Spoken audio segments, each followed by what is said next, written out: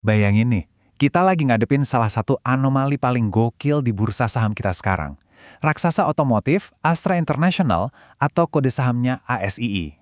Saat ini tuh ada gap yang luar biasa gede antara grafik teknikal yang berdarah-darah dengan data fundamental yang malah bersinar terang di atas kertas. Paradoks banget kan? Nah, di analisis kita kali ini, kita bakal bongkar habis-habisan apa yang sebenarnya lagi terjadi.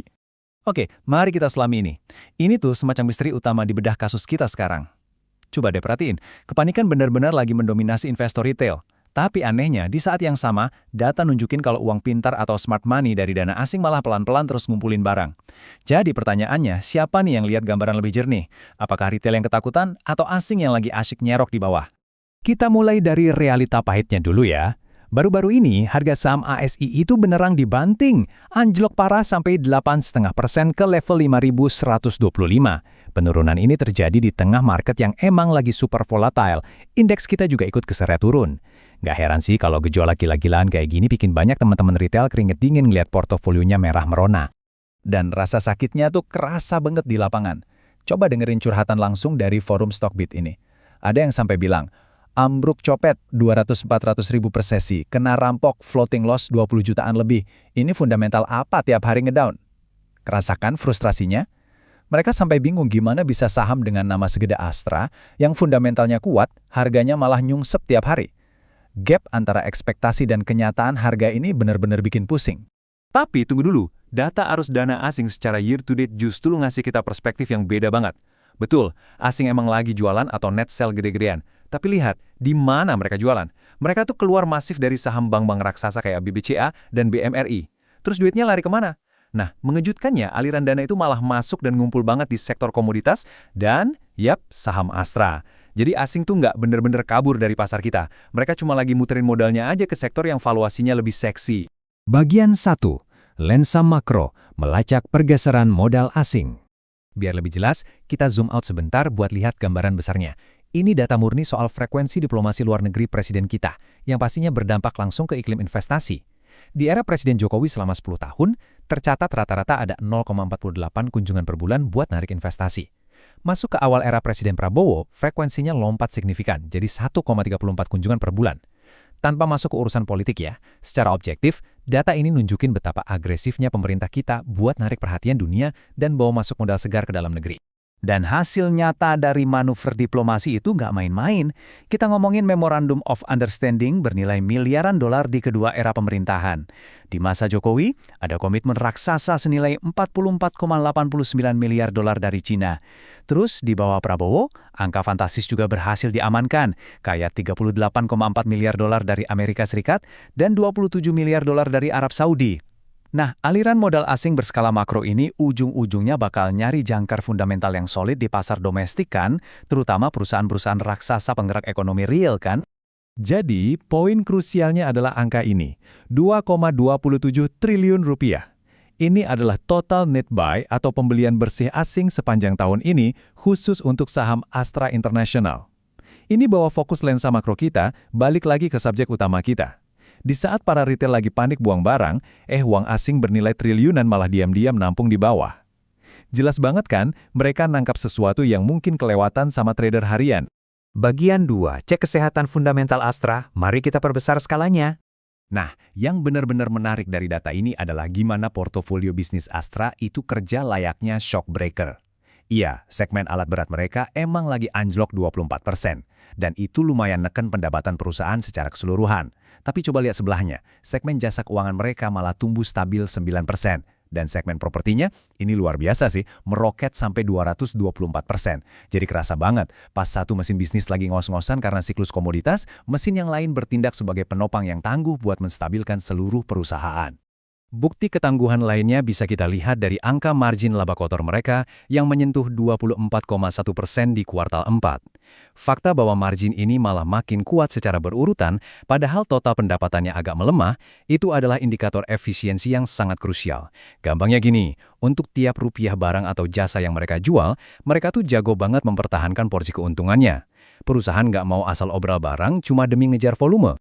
Hal ini bawa kita ke hitung-hitungan nilai wajar. Kalau kita pakai metode valuasi kayak discounted cash flow independen dari alpha spread, nilai intrinsik buat satu lembar saham ASI itu sebenarnya ada di angka 6.670. Valuasi fundamental ini jadi jangkar argumen kuat kita. Kalau ngomongin murni dari nilai bisnis aslinya, harga saham Astra itu secara logika harusnya ada jauh di atas posisinya yang sekarang. Coba deh, kita bandingin valuasi fundamental tadi sama harga pasarnya yang sekarang lagi nyender di sekitar level 5.000. Model alpha spread ini nunjukin kalau saham ASI sekarang lagi undervalued atau kemurahan banget, sampai 25%. Buat penganut value investing, selisih 25% ini ibarat nemu margin of safety yang super tebal.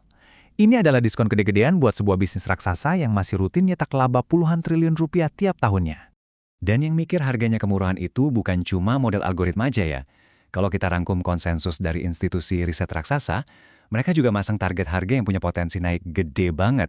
DBS kasih target di 7.500, Bahana di 7.300, dan Kiwom di 7.100. Semuanya kompak merekomendasikan beli. Smart money institusi ini ngelihat ada permata tersembunyi di balik kepanikan harga jangka pendek. Bagian 3. Katalis buyback raksasa. Ini soal penebusan nilai. Nah, ini dia nih senjata pamungkasnya. Anggaran sebesar 8 triliun rupiah. Angka yang super kolosal ini sengaja disiapin buat program buyback atau pembelian kembali saham selama 12 bulan ke depan. Biar kebayang skalanya, 8 triliun itu mewakili sekitar 3,5% dari total kapitalisasi pasar Astra sekarang. Ini ngirim sinyal yang sangat terang benderang. Manajemen secara nggak langsung bilang, saham kita ini kemurahan, makanya kita sendiri yang bakal borong langsung dari market. Mari kita lihat bagaimana ini membangun narasi yang lebih besar. Manajemen lagi ngelakuin pergeseran strategi yang sangat jelas. Pertama, mereka makin ketat dan disiplin soal alokasi modal. Kedua, alih-alih ekspansi agresif kemana-mana, mereka sekarang merapatkan barisan dan fokus ke gas di 3 lini bisnis inti aja. Dan ketiga, lewat aksi buyback serta dividen, mereka mau secara aktif ningkatin imbal hasil buat kalian para pemegang saham. Ini sebuah perubahan paradigma luar biasa. Dari yang dulunya sekedar ngejar pertumbuhan, sekarang lebih ke menjaga kualitas laba. Bagian 4.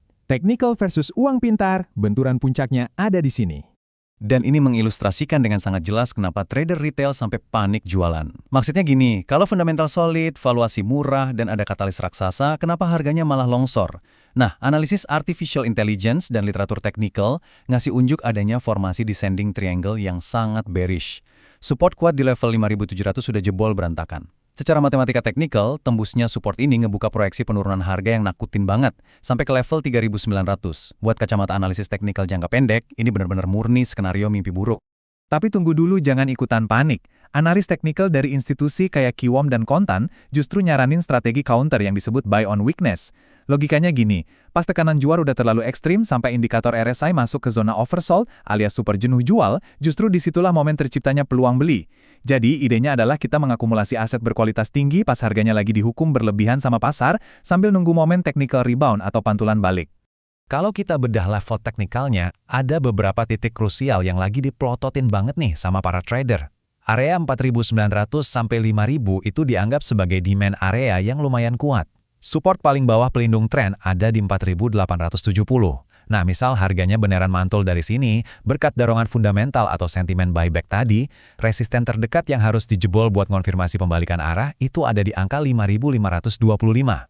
Jadi pada akhirnya, akankah nilai fundamental atau tekanan teknikal yang mendikte masa depan Astra? Ini adalah pertanyaan senilai triliunan rupiah yang harus kalian jawab sendiri. Di satu sisi kita ngelihat grafik momentum yang lagi hancur dan ketakutan retail di mana-mana, tapi di sisi seberang ada uang pintar asing yang terus masuk, diskon valuasi 25% plus bazooka kali buyback 8 triliun dari manajemen. Akankah realita bisnis yang kokoh pada akhirnya ngalahin kepanikan sesaat di grafik? Evaluasi lagi semua data ini pelan-pelan dan tentukan strategi kalian.